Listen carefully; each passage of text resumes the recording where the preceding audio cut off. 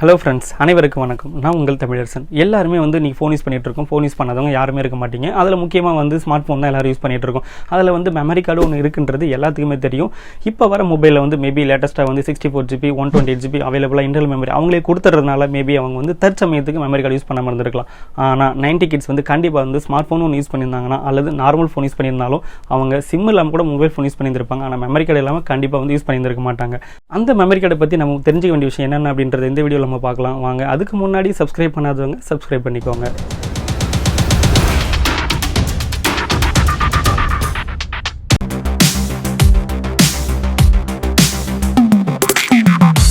Memory card, அதாவது SD கார்டுன்னு சொல்லுவாங்க. இதை பற்றி தெரிஞ்சவங்க நிறைய பேர் இருப்பீங்க. தெரியாதவங்க இந்த வீடியோ பற்றி தெரிஞ்சுக்கோங்க. இப்போ ஒரு ஃபோனில் எக்ஸ்டர்னலாக ஒரு சிப் யூஸ் பண்ணுறாங்க அப்படின்னா அதில் இமேஜ் வீடியோஸ் எல்லாமே சேவ் பண்ணி வச்சுக்கலாம். இது எந்த வகையில் அவைலபிளாக இருக்குது அப்படின்னு பார்த்தோன்னா 2GB 4GB 8GB 16GB 32GB 64GB 128GB 256GB அவைலபிளாக இருந்துகிட்டு இருக்குது. இப்போ ஒரு கடையில் மெமரி கார்டு வாங்க போகிறோம் அப்படின்னா ஒரு கடையில் ஒரு 16GB 200 இருக்கும். இன்னொரு கடையில் பார்த்தீங்கன்னா 400 இருக்கும். அது ரெண்டுமே 16GB தான். எதுக்கு இந்த ரேட் டிஃப்ரெண்ட் அப்படின்னு சொல்லிட்டு நம்ம என்னைக்கா யோசிச்சிருக்கோமா? கண்டிப்பாக எது ரேட்டு குறைவாக இருக்கோ அதை தான் நம்ம ஓடி போய் தேடி வாங்கியிருந்திருப்போம். அந்த மாதிரி வாங்கிட்டு நிறைய பேர் ப்ராப்ளத்தை ஃபேஸ் பண்ணியிருந்திருப்பாங்க. நிறைய இஷ்யூஸை ஃபேஸ் பண்ணியிருந்திருப்பாங்க.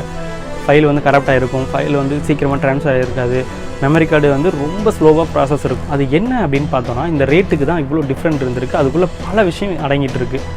இப்போ உங்கள்கிட்ட மெமரி கார்டு இருந்துச்சு அப்படின்னா அதில் நீங்கள் செக் பண்ணி பாருங்கள். அதில் 4, 6 அல்லது 8 அல்லது 10 ஏதாவது ஒரு நம்பர் போட்டு ரவுண்ட் பண்ணியிருந்திருப்பாங்க.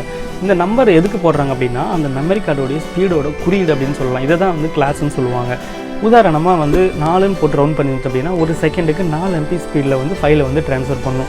10ன்னு போட்டுருச்சு அப்படின்னா 10 MB per செகண்டுக்கு ஃபைலை ட்ரான்ஸ்ஃபர் பண்ணும். இதுதான் அதனுடைய டிஃப்ரெண்ட். இதுக்கு தான் அதில் கிளாஸ்ன்னு போட்டிருப்பாங்க. 2GBலேருந்து 32GBக்குள்ளே மெமரி கார்டு வாங்குறவங்க HC அப்படின்னு போட்டிருக்கான் அப்படின்னு செக் பண்ணி வாங்குங்க. அதில் HC மட்டும்தான் போட்டிருக்கும். என்ன அப்படின்னு பார்த்தீங்கன்னா HC அப்படின்னா ஹை கெப்பாசிட்டி.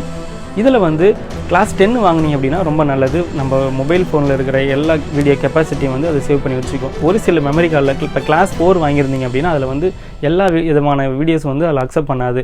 32GBக்கு மேலே நம்ம வாங்குகிறோம் அப்படின்னா கண்டிப்பாக இப்போ வர லேட்டஸ்ட்டான மொபைலில் 64GB 128GB போகிற மாதிரி தான் அவைலபிள் கொடுக்குறாங்க. ஸோ அந்த மாதிரி வாங்கும்போது பார்த்தீங்கன்னா XCன்னு போட்டிருக்கும். XC அப்படின்னா extra capacity, ultra extra capacity அப்படின்னு சொல்லுவாங்க. அதில் கிளாஸ் 10 இந்த மாதிரி வாங்கினீங்கன்னா ரொம்ப ரொம்ப நல்லது. இந்த மாதிரி நம்ம தவறுதெல்லாம் ரேட்டு கம்மியாக கிடைக்குன்னு சொல்லி வாங்கிட்டோம் அப்படின்னா அது நிறைய இஷ்யூஸ் வரும். நம்ம ஒரு மெமரி கார்டு வாங்குகிறோம், அது உள்ள முக்கியமான இன்ஃபர்மேஷன்லாம் சேவ் பண்ணி வைக்கிறோம். ஸோ அப்படி சேவ் பண்ணி வைக்கும் போது அந்த மெமரி கார்டு கெப்பாசிட்டியாக நல்ல குவாலிட்டியாக இருக்கணும்ல. திடீர்னு அந்த ஃபைல் காணாம போயிடுச்சு, திடீர்னு அந்த ஃபைல் கரப்ட் ஆகிடுச்சு அப்படின்னா நமக்கு எப்படி இருக்கும்? ரொம்ப கஷ்டமாக இருக்கும்ல. ஸோ அந்த மாதிரி இஷ்யூஸை ஃபேஸ் பண்ணாமல் இருக்கணும். இந்த மாதிரி எல்லா விஷயத்தையும் செக் பண்ணி வாங்குங்க. அதுதான் நமக்கு நல்லது. நான் ஏன் இப்போ அது உங்கள்கிட்ட ஒரு வீடியோவாக சொல்கிறேன் அப்படின்னா இங்கே என்னுடைய ஃப்ரெண்டு மெமரி கார்டு வாங்க அப்படின்னு சொல்லி கூப்பிட்டுருந்தாரு. அப்போ நான் கேட்டேன் என்ன கிளாஸ் வாங்குற அப்படின்னு சொல்லி கேட்டேன். அவருக்கு கிளாஸ்னால் என்னன்னு தெரியலை.